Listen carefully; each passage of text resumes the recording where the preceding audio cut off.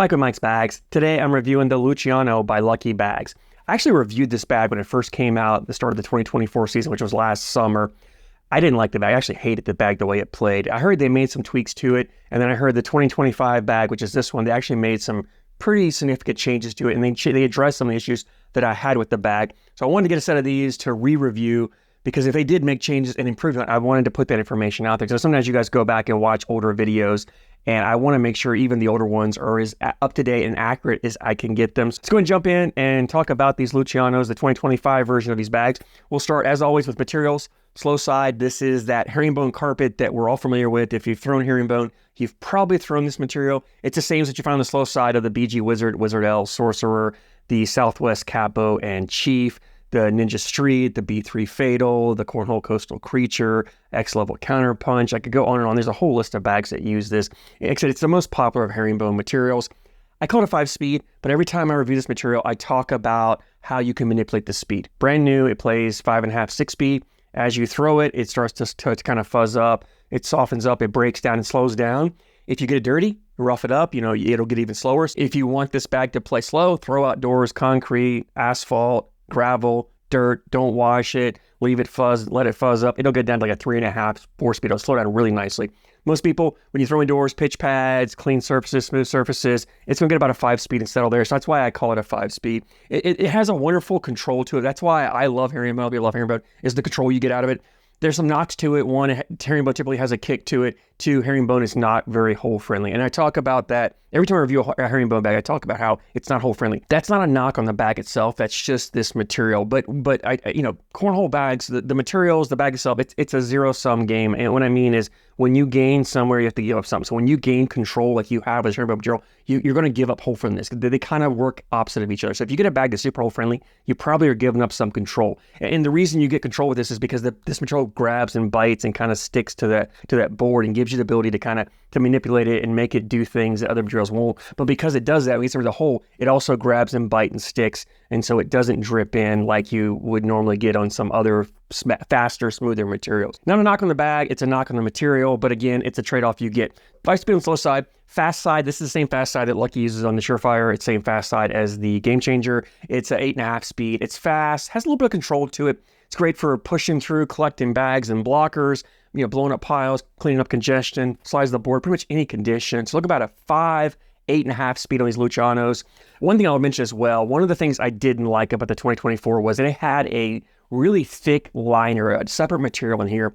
I don't know what it was. It was super thick. It really gave the bag stiffness. It just never really broke down like I wanted to. Did not like the way it felt at all. I did not like the way it played. This bag does not have that liner. I'm guessing they must have put some kind of maybe a fusible backing or something on this material, because I don't feel a separate liner in there, so I'm sure they did some kind of backing or maybe a fusible liner or something on the other side of this material to attach it to the herringbone. But whatever they did, it doesn't take away from the bag. It doesn't take away from the feel. I don't feel it. I like the change on this bag. I think they've really made a major improvement on that. And that was probably my biggest gripe about the 2024 Luciano, was that liner they used, and they fixed that on this bag. Template-wise, it's a medium template bag, but it's on the smaller side of medium. ACL bags, the way I measure bags, the ACL specifications don't really allow for a small template, the way that I classify bags. So this is probably the smallest you're going to find on an ACL bag and still be within specifications. Medium, but on the smaller side of medium. It's got a medium amount of fill in here, but because of the template size, it actually feels like a fuller bag. Not a lot of flop. You'll see here, I mean, it does have a little bit, but it's not that floppy at all. So if you don't like a floppy bag, you like a fuller feeling bag, I think you're going to like the way these Lucianos feel, especially if you like a smaller, kind of that smaller, fuller template feeling bag. That's what you've got here with this Luciano. The fill in here, I think it's all flat fill, but it's a mixture of flats. I feel some flat disc fill, which is what Lucky uses in a lot of their bags. I feel some of that thicker, I believe that thicker flat fill. I don't feel any beads whatsoever in here that I can tell. If there aren't many at all. So I'm going to call it a mix, but it's a mixture of flat fills in this bag, which gives the bag a ton of forgiveness to it. One of the knocks on this herringbone, as I mentioned, is it has a kick to it. The herringbone does want to grab and kick.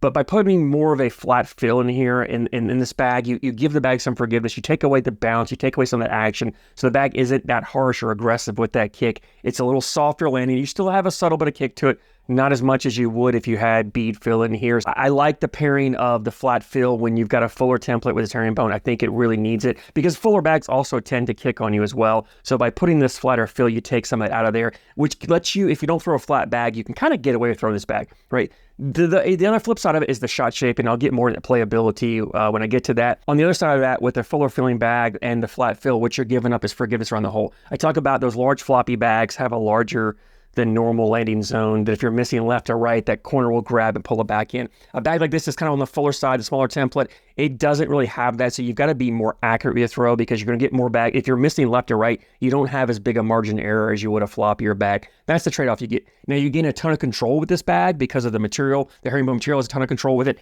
and a fuller filling bag, you grab it, you lock it down, there's no movement, you have complete control. So you gain more control with the bag, but you're giving up some of that forgiveness around the hole. It's kind of that trade-off you get to talk about. Again, that you gain one thing, you got to give up something somewhere else. These Lucianos are ACL stamps. You play an ACL events, you can throw them. Let's go and jump in and talk about playability on this bag. And herringbone's a very versatile material. I talk about all the time how you can manipulate it and you can do what you want with it. If you want to run bags, you can get up there, you can run bags with this, no problem whatsoever. You can also manipulate this and throw blockers. You have control, as I mentioned with this herringbone. You can put blockers where you want on the board. Now, because the bag's on the smaller template, it's not a great blocker because it doesn't take up a lot of real estate. It gives your opponent room to get around. When you throw a blocker up there, you have to get more aggressive, put that blocker more on your opponent's side to really block their lane. The problem with that is what I find is because it is on that medium to small template, you don't have as much bag to come and clip. And when I think about template size, we're talking about maybe a 1/4 inch difference between this and a regular medium template bag. But that 1/4 inch on this bag and the push bag equals up to about a 1/2 inch difference, So you're really talking about, 3/8 to a 1/2 inch difference, which is a pretty significant difference. Coming to collect a bag, I really found I had to put my blockers more in the middle, or mostly in the middle, so I could come down, slick side, come down the middle, clip it, and take it in. If I got too far over there, I had to throw a cut to grab it. But what I found is it was tough sometimes because the bag wanted to kind of spin out of the way. It didn't want to hook it and grab it in as much. So trying to grab those bags with the cut wasn't as easy as I would with a little bit bigger template bag. Again, the trade-off you get. And speaking of cuts, we'll jump into shot shaping. Because this doesn't have that really active, bouncy fill, the shot shaping isn't as great as you would with that more active fill in there. If you're advanced in the cut, you're advanced to elite in the skill sets of cuts, rolls, flops, you can do this bag, no problem whatsoever. Average to below average, below average, you're probably not doing any shot shaping. If you're kind of that average working on the shot shape, you can get a little bit of movement. I'm curious to know, those of you who roll bags, how well you're able to roll this, because typically fuller bags are easier to roll. But when you take away some of that action, it makes it a little tougher to get the bag to pop up. I found with cuts, I could throw some cuts with this bag. I couldn't always get it to make those harsh, aggressive cuts like I would with a bouncier fill, more bead fill, like a BG Wizard that has that bead fill in there. That bag makes those really aggressive cuts, but it's also very hard to control. So again, you're gaining some control with the forgiveness of this flat fill, but you're losing some of that shot shaping on there. And I was able to throw some cuts to grab some bags, and I threw blockers more aggressively. But so I was able, and I think I might have got one or two of them here, where I could grab the bag and pull it back. But more times than not, I would miss that bag, or I would lose the bag because it didn't, there was a block. I had my blocker here. I threw my cut and the bag just didn't cut. And then it pushed and ended up with 2 bags off this side. For me, on the playability of this bag, this is really, and I should have mentioned earlier on, this bag does so much better in competition than it does on open board. This is not a bag that you're really getting up there and running bags in the hole with on an open board. This bag really shines on a dirty board. I would pull this out if I'm playing an opponent who throws a lot of blockers and there's been a lot of congestion on the board. That's when I'm pulling this out, because that's where I think this bag really stands out. Is when you got blockers up there, it does a great job of kind of like bullying around blockers, kind of a bowling ball bouncing off blockers. So when you've got, your opponent throws 2 blockers, or they've got a blocker, you got a blocker, this bag does great kind of sneaking through there, kind of bouncing off the bags and getting around. So it really does a phenomenal job of getting through congestion and still going to the hole and leaving those bags there for your opponent to collect later. You're going to collect them. That's where I think it stands out. So for me, I'm pulling this bag out not to play a dirty style game, but to combat an opponent who's playing a dirty style game. That's where I think this would come into play. Overall changes for 2024 is the liner. They got rid of that super thick liner I hated. It's actually a smaller template. That 2024 Luciano was a little bit bigger template. I do like the changes. I think they've improved the bag a ton. I hated that 2024 Luciano. I actually like this 2025 one. Leads me into availability, and Lucky has a website, luckycornhole.com. As always, I'll put a link down in the description for you guys. These bags were $100.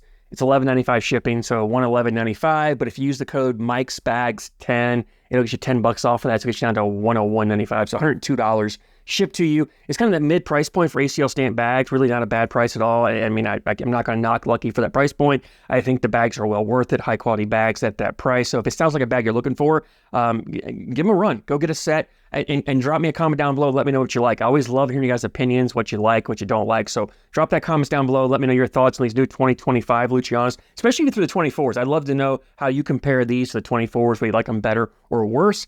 As always, I thank you guys so much for your support, and I thank you for watching.